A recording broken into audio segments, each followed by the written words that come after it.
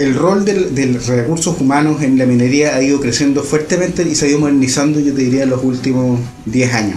Siempre ha tenido hartos recursos económicos para hacer cosas. Generalmente ha sido pionera en implementar de todas las prácticas que uno escucha en los programas de recursos humanos, se han hecho en minería.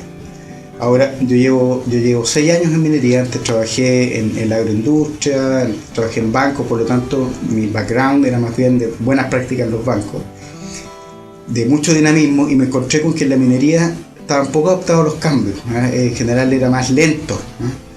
Te estoy hablando hace 6 años atrás, pero yo diría que en los últimos 3 años, post crisis, subprime, con todos los proyectos de expansión que hay en la minería, que para orden de magnitud, hoy día trabajan 150.000 personas entre directos e indirectos en la minería, y tenemos que crecer en 110.000 de aquí en 6 años.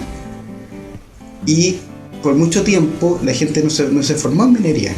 Hoy día nos faltan profesionales para construir los proyectos, nos faltan técnicos, una cantidad enorme, y un déficit de técnicos de cerca de 60.000 personas. Por lo tanto, ha pasado a ser un eje, un impulsor muy relevante la gestión de las personas. Hoy día, por ejemplo, Collahuasi, dentro de los top 10 riesgos, las personas aparecen en el 2 y en el 7, digamos, por distintas cosas. Uno, por contar con los recursos necesarios, y otro porque también, hay que reconocerlo, hay mayor conflictividad laboral. Por lo tanto, son 2 riesgos que tú tienes que administrar adecuadamente. De esa manera, el profesional de recursos humanos se ha ido posicionando también, se puso los pantalones largos hace tiempo en las grandes compañías, y hoy día hay una vicepresidencia y se sienta en la mesa con los otros vicepresidentes de operaciones, de finanzas, a pensar estratégicamente el negocio. Yo he tenido la suerte de liderar varios años el plan estratégico de la compañía, en un doble rol. Por una parte, facilitando el proceso de diseño del plan estratégico, pero también poniendo los temas de las personas como un ente relevante. Y eso es bien positivo, porque la mayoría de los libros de recursos humanos te dicen, bueno, lo primero que usted tiene que tratar de conectarse estratégicamente, porque las personas, los viejos de recursos humanos, somos re buenos para inventar que las mejores prácticas que escuchamos que ya funcionan, pero es fundamental que uno esté muy alineado a lo que el negocio requiere. Porque de repente uno quiere inventar, no sé, balance scorecard, pero tu compañía, tu negocio necesita una planilla de Excel. Entonces, yo diría que una cualidad súper clave en la gente de recursos humanos es aprender a leer lo que tu organización necesita hoy. Y cómo la tomas ahí, desarrollas con excelencia eso, y después la vas ayudando a ir creciendo paso a paso. Ese es el primer tema central, y yo creo que se da en minería, a lo menos, que hay ese alineamiento. Lo segundo es que, por lo menos en la gestión mía, que tengo a cargo el entrenamiento, el reclutamiento de la gente y la gestión del talento, es fundamental tener algún modelo para trabajar.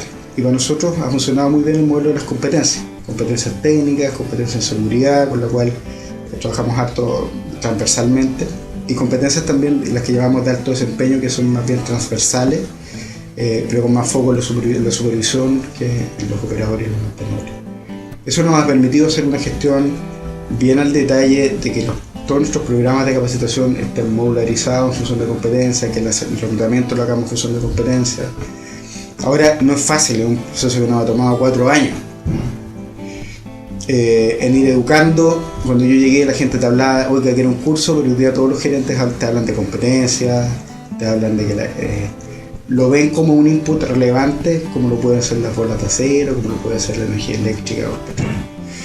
Eso por una parte. Y el otro eje central, por lo menos de la gestión en esta área, ha sido la gestión del desempeño, que también yo diría que es una evangelización que es permanente. Uno en la universidad aprende modelos de evaluación de desempeño, hay súper buenas prácticas, pero es un tema cultural tremendo, y no solo en Chile. Tú tienes posibilidad de conversar con nuestras personas. Hay empresas grandotas, internacionales, y todos los años tienes que volver a repasar qué es lo que es la gestión del desempeño, cómo dar feedback, cómo definir objetivos, porque es la única manera que conozco yo hasta el minuto que alinea todos los esfuerzos individuales con lo que la compañía necesita lograr. y tiene que ser un proceso permanente, dinámico, porque van cambiando durante el año, no una cuestión estática que tú firmas un contrato de desempeño que tal vez la formal. Lo más relevante, lejos, es decirle a la gente cómo lo está haciendo, en el día a día. Y eso requiere liderazgo, que es la otra patita donde recursos humanos aporta, a mi juicio. Una es competencia, el otro es desempeño y el otro liderazgo, buenas prácticas. Y ahí tenemos un tremendo gap entre lo que te dice la teoría y lo que ocurre en realidad. Yo creo que yo lo que he ido aprendiendo en estos años es que generalmente implementamos programas de liderazgo que no se hacen cargo de la cultura chilena. Compramos modelos gringos, ayer modelos, pues, el liderazgo estratégico, el liderazgo situacional, el liderazgo inspirador, transformacional, lo que queráis. Pero al final del día uno tiene que hacerse cargo de que somos desconfiados, de que no somos disciplinados, de que necesitamos partir con algo bien básico. Entonces, en ese sentido nosotros estamos un poco de vuelta. Partimos con modelos muy evolucionados del liderazgo transformacional de la Universidad de Queens. Después nos fuimos a situacional, al estratégico que enseña la Universidad de Ibáñez, y al final estamos volviendo a una cuestión súper básica de supervisión, porque la gente necesita cosas bien simples. Yo creo que estamos en una era de mucho cambio, de mucha información, y al final tú necesitas cosas simples. Que no es fácil. Yo creo que el principal desafío para la gente profesional, y dado que esta es una entrevista para gente que está estudiando programas de posgrado, es cómo logramos aplicar esa teoría a una cosa simple. Y sobre todo si son maestrías, supone que uno es maestro en un tema, lo relevante es poder siempre estar mirando la realidad. Uno no puede operar modelos sin un buen análisis de contexto, un buen análisis de FODA, un buen análisis de lo que tú quieras, digamos, de las fuerzas de Porter, ¿cierto?, que están ahí interviniendo. Por lo tanto, yo diría que el gran desafío es poder conectar, primero ir y leer bien lo que la realidad necesita y sobre eso ir construyendo, y paso a paso, no apurarse. Cuando uno sale de la universidad quiere cambiar el mundo, pero te gusta.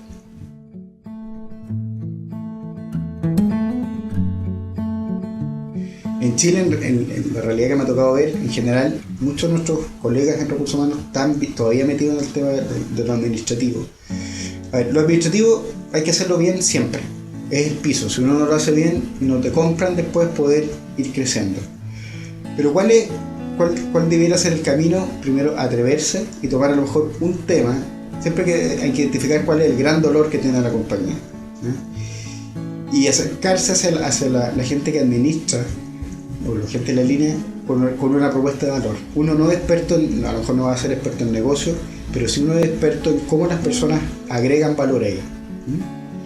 Y tomar algún problema que puede ser más pequeño y tomarlo, y desde el rol del desarrollo de las personas, de los equipos, del desempeño, de la definición de KPI, uno puede aportar muchísimo valor al negocio. Lo importante es que no te vean como el viejo que paga los sueldos y que quieran ir a aportar al negocio. Para eso es el primer paso, es acercarse a la línea, conocer, preguntar, oye, ¿cuál es identificar ese gran dolor? Y en esa conversación, bueno, ¿cómo crees tú, si yo fuera un viejo recurso humano en una empresa, bueno, ¿cómo crees tú que recursos humanos te puede ayudar más allá de pagarte los sueldos, de capacitarte? ¿Has pensado ayudar? Yo creo que el principal rol para que tú te vayas posicionando es hacer buenas preguntas, a la línea. Uno no va con soluciones porque no somos expertos, pero ayúdalo a pensar. Oye, ¿has pensado enfocar de manera distinta este problema de producción que tienes? ¿Cómo está tu relación con la gente, con los proveedores? ¿Cómo está tu relación con los clientes? ¿Qué crees tú que necesitas? Ahí uno le va aportando, bueno, te transformas en una especie de coach de esa persona. Y en la medida que te haces cargo y lo ayudas en su problema, él te va a ir validando en un rol un poquito más, no sé si estratégico al tiro. No es que vayas de un día para otro a ayudarlo a hacer sus planes estratégicos, sus planes de negocio, como puede ser cuando uno ya tiene un estilo de trabajo más maduro. Pero sí, tú lo vas ayudando en cómo gestionar el desempeño de sus viejos, cómo ayudarlo a liderar equipos, cómo ayudarlo a tener una visión más integrada, más amplia del negocio, porque dado que uno como recurso humano se mueve transversalmente, ahí hay un capital que es súper valioso. Tú puedes conectar personas unas con otras, tú puedes pasar el dato, tú puedes ayudar a conformar el equipo, ¿te fijas? Y a poco uno se va posicionando en un rol que es distinto. Pero eso requiere excelencia en lo que uno hace en el piso, digamos.